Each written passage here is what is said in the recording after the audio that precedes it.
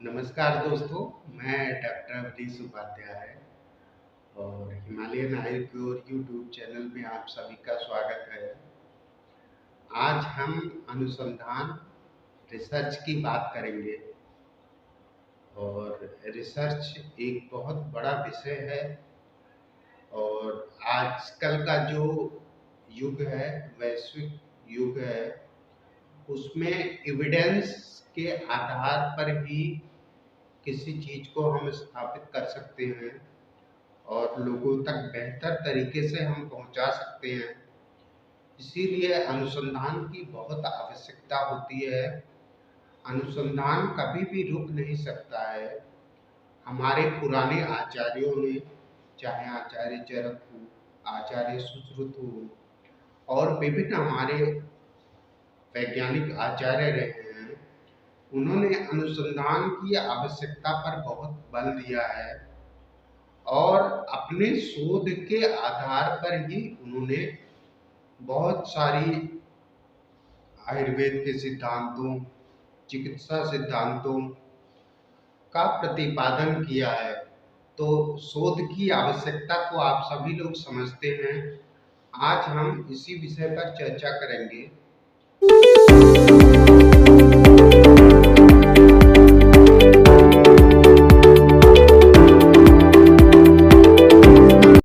हम सभी लोगों की एक आम धारणा है कि आयुर्वेद शाश्वत है और आयुर्वेद शास्त्रों में जो बातें कह दी गई हैं उससे आगे हम कुछ कर नहीं सकते हैं। लेकिन अनुसंधान और शोध एक सतत प्रक्रिया है। अगर आचार्य सुश्रुत, आचार्य वाग्भट, आचार्य चरक ने शोध ना किया होता तो इतने बड़े बड़े बृहत्त्रयी की रचना नहीं हो पाती और यह एक सतत प्रक्रिया है।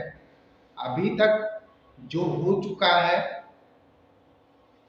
उसको हम किस प्रकार से अपने वैज्ञानिक अनुसंधानों के द्वारा स्थापित कर सकते हैं और हम कुछ नए शोध करके उनको आयुर्वेद शास्त्र में इंट्रोड्यूस कैसे करवा सकते हैं। रिसर्च यानी शोध के ये दो पहलू हो सकते हैं। तो अनुसंधान का क्षेत्र बहुत व्यापक है। आयुर्वेद में अनुसंधान की अगर हम चर्चा करें तो इसमें मुख्य रूप से जो पहला चरण है वो बेसिक रिसर्च का है। आधारभूत शोध जो है, जो हमारे आचार्यों द्वारा प्रतिपादित आयुर्वेद के सिद्धांत हैं, आयुर्वेद के मौलिक सिद्धांत हैं, आयुर्वेद के निदान के सिद्धांत हैं, आयुर्वेद की चिकित्सा के सिद्धांत हैं।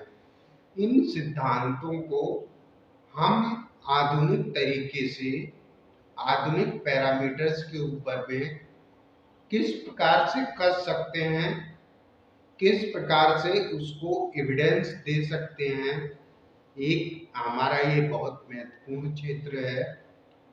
इसके साथ में दूसरा क्षेत्र जो है वो नैदानिक अनुसंधान का है, यानी क्लिनिकल रिसर्च का।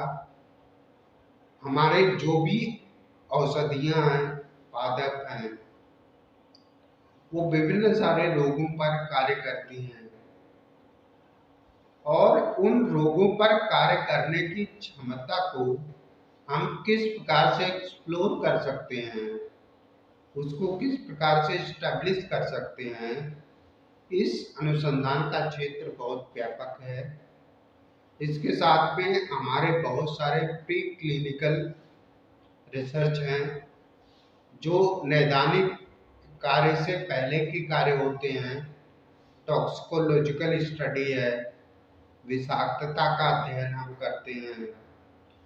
तो ये सारे जो अनुसंधान के क्षेत्र हैं, इनमें भी आयुर्वेद के क्षेत्र में बहुत बड़ा कार्य हो सकता है और इसमें आयुर्वेद के आने वाले छात्रों और आयुर्वेद के शोधार्थियों का बहुत बड़ा योगदान हो सकता है। इसके साथ में किसी भी चिकित्सा पद्धति को सफल बनाने के लिए औषधियों का बहुत महत्वपूर्ण योगदान होता है। आयुर्वेद की औषधियों में मानकीकरण यानी स्टैंडर्डाइजेशन एक बहुत व्यापक समस्या है। इसको दूर करने के लिए आयुर्वेद की समस्त औषधियों पर, औषधि कल्पनाओं पर फार्मेकोलॉजिकल स्टडी, फार्मेकोग्नोस्टिकल स्टडी और इसके साथ में स्टैंडर्डाइजेशन रिलेटेड स्टडी की बहुत आवश्यकता है। सभी औषधियों का एक प्रॉपर स्टैंडर्ड बनना बहुत आवश्यक है। उससे हम आयुर्वेद को और व्यापक रूप से इस्टेब्लिश कर पाएंगे। इसके साथ में जो एक अन्य क्षेत्र है वो लिटरेरी रिसर्च का है, यानी हम अपने पुरातन शास्त्रों, पुराने मैन्युस्क्रिप्ट्स पर किस प्रकार से शोध कर सकते हैं, वो हमारा लिटरेरी रिसर्च का क्षेत्र है।